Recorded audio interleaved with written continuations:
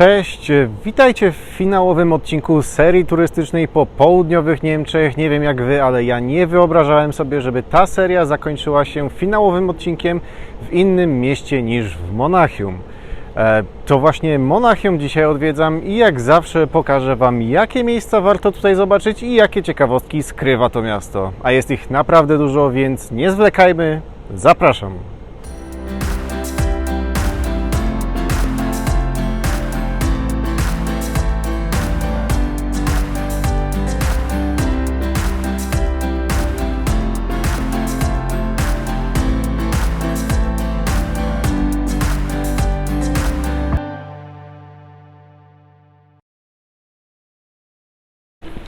W Monachium mieszka 1,5 miliona osób, co plasuje go jako trzecie największe miasto w Niemczech, ale pod względem gęstości zaludnienia zajmuje pierwsze miejsce. Na 1 km² mieszka tu aż 4788 osób. Dla porównania w Krakowie jest to 2386 osób na kilometr kwadratowy, a więc połowa wartości dla Monachium. To jednak nie stanowi przeszkody, aby Monachium był plasowany w czołówkach rankingów pod względem standardu życia mieszkańców i najlepszych miast do życia na ziemi. Ale do tego jeszcze wrócimy. Najpierw historia. Monachium po raz pierwszy zostało wspomniane w 1158 roku w dokumencie Augsburger Schied. Dokument ten na rozkaz cesarza Fryderyka Barbarossy ustanowił rynek, walutę oraz cła w osadzie przy przeprawie przez rzekę Izarę na szlaku handlowym soli kamiennej. Trzeba pamiętać, że Bawaria istniała dużo wcześniej od samego miasta Monachium. Po tym jak książę Saksonii został wykluczony ze społeczeństwa przez cesarza w 1180 roku, pieczę nad Bawarią przekazano rodowi Wittelsbachów, a miasto Monachium podzieliło ten sam los 60 lat później, w 1240 roku, a w 1255 stało się rezydencją księcia. Dynastia ta rządziła aż do 1918 roku, a na jednym ze skwerów możemy odpocząć właśnie przy fontannie Wittelsbachów.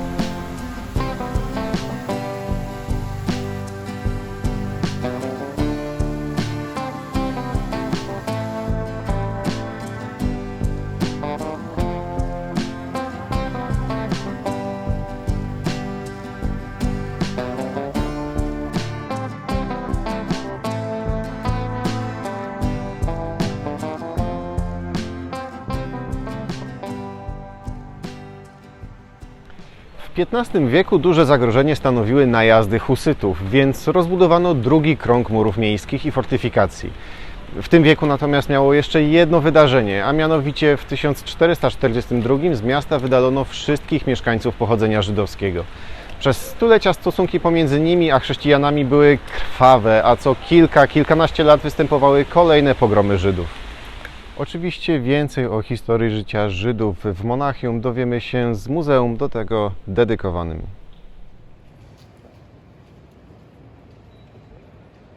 W 1468 roku rozpoczęto budowę kościoła mariackiego, nazywanym też Frauenkirche. Pomimo jego rozmiarów budowa zajęła jedynie 20 lat. Do późnego gotyku, czyli końca XV wieku, Monachium nie różniło się rozmiarem aż tak bardzo od innych okolicznych miast, a było daleko w tyle za Norymbergą czy Augsburgiem. Znaczenie Monachium miało jednak niebawem wzrosnąć. W 1506 roku Monachium stało się stolicą księstwa Bawarii. W rezydencji księcia dziś znajduje się muzeum państwowe z wieloma dziełami sztuki, które warto zobaczyć. W XVI wieku Monachium stało się centrum renesansu, a ten styl w rezydencji zdecydowanie można poczuć.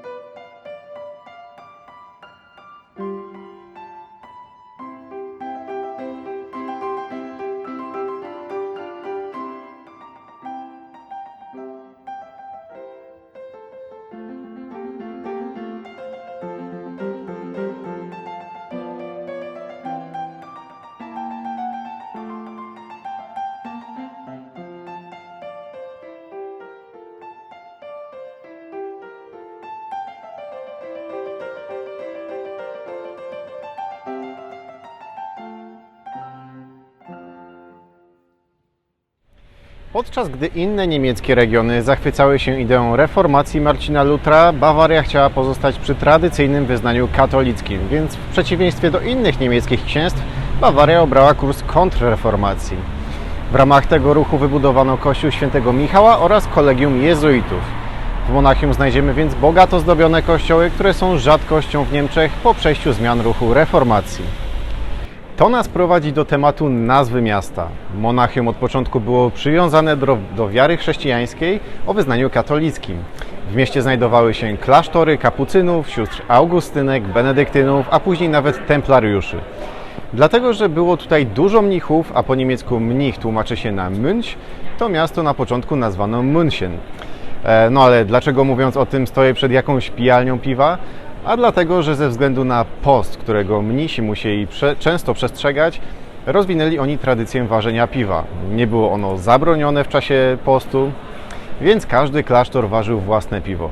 Był to zwyczaj, który przerodził się we wspaniałą tradycję, która do dziś łączy wszystkich Niemców miłością do tego złotego trunku, a piwa produkowane w Bawarii uważa się za te najlepsze na świecie. Wróćmy jeszcze do tego, że ta pijalnia piwa nie jest jakimś tam zwykłym barem. Hofbräuhaus jest założonym w 1589 roku królewskim browarem oraz pijalnią piwa. Co roku składa ona dotacje dla lokalnego Oktoberfest, którego chyba nikomu nie trzeba przedstawiać. Pozwólcie, że do wydarzeń, jakie tutaj miały miejsce, jeszcze wrócimy.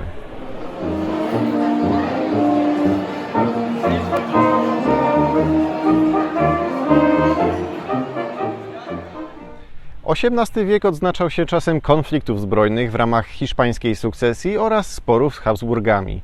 W połowie wieku XVIII władzę objął Maksymilian III Józef, który porzucił agresywną politykę i podjął się wewnętrznych reform. Powołano wtedy Bawarską Akademię Nauk w 1759, wybudowano angielski ogród na brzegach Izary, a mury miejskie zostały wyburzone. W tym czasie Monachium rozwijało się bardzo szybko i prześcignęło Augsburg i Norymbергę. Kampania napoleońska, podobnie jak w Wirtembergii, odsyłam do odcinka o Stuttgarcie, oznaczała wyniesienie ze statusu elektoratu do statusu Królestwa Bawarii, a wiązało się to również z podwojeniem terytorium. Populacja Monachium wzrastała w niesamowitym tempie ze 170 000 w 1871 do 840 000 już w 1933.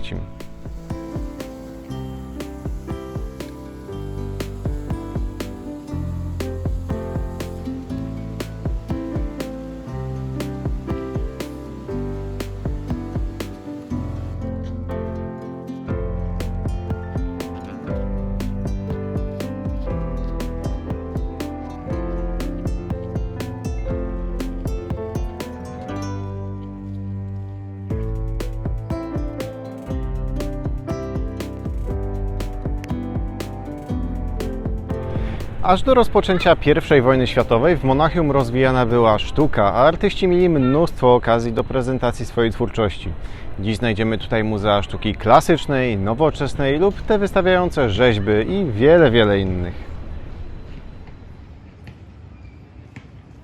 No więc jesteśmy tutaj z powrotem.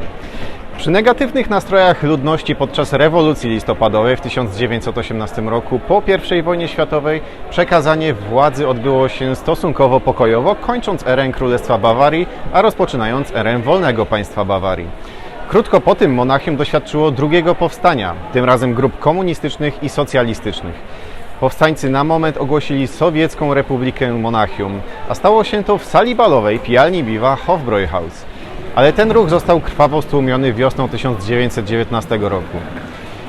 Niecały rok później, w 1920, w tej samej sali niemiecka partia robotnicza zmieniła nazwę na Narodowo-Socjalistyczną Niemiecką Partię Robotniczą. To właśnie tutaj powstało NSDAP. Wystąpienie w sali balowej oddał jeszcze nikomu wtedy nieznany Adolf Hitler. W mieście następnie rozwijał się ruch narodowo-socjalistyczny, a Monachium zostało określone jako stolica ruchu nazistowskiego. W mieście zrealizowano wiele wiecy nazistowskich oraz nazistowskie projekty architektoniczne. W wyniku działań wojennych Monachium stało się celem nalotów bombowych, w których zniszczono 90% Starego Miasta oraz połowę pozostałych jego części. Szacuje się, że w nalotach zginęło około 6 000 osób, a 15 000 zostało rannych.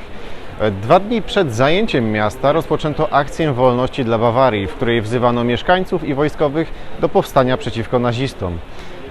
Ta próba powstania została krwawo stłumiona przez jednostkę SS, a 2 dni później Monachium zdobyli Amerykanie bez większego oporu. Okres powojenny odznaczał się odbudową miasta w stronę stylu historycznego, więc w mieście możemy dziś podziwiać wiele zabytków, które są wiernie zrekonstruowane, tak aby oddawały ducha i wygląd historii.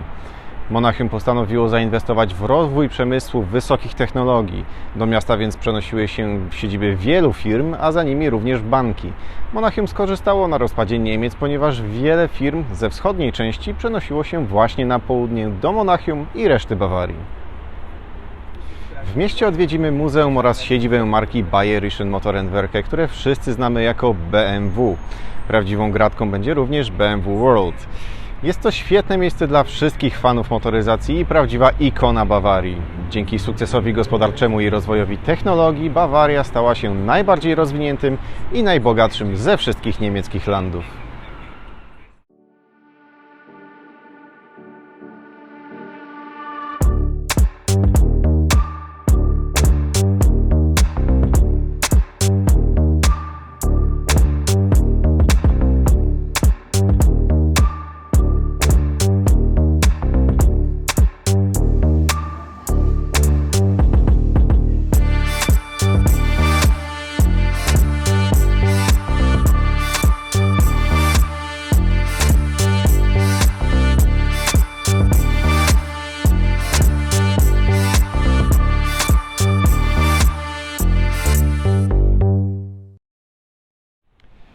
Odwiedzić można jeszcze dużo atrakcji, o których niekoniecznie wiele tutaj mówiłem. Na przykład falę dla surferów, czy oczywiście wielki Oktoberfest, który na razie pozostaje dla mnie w sferze marzeń jeszcze do spełnienia.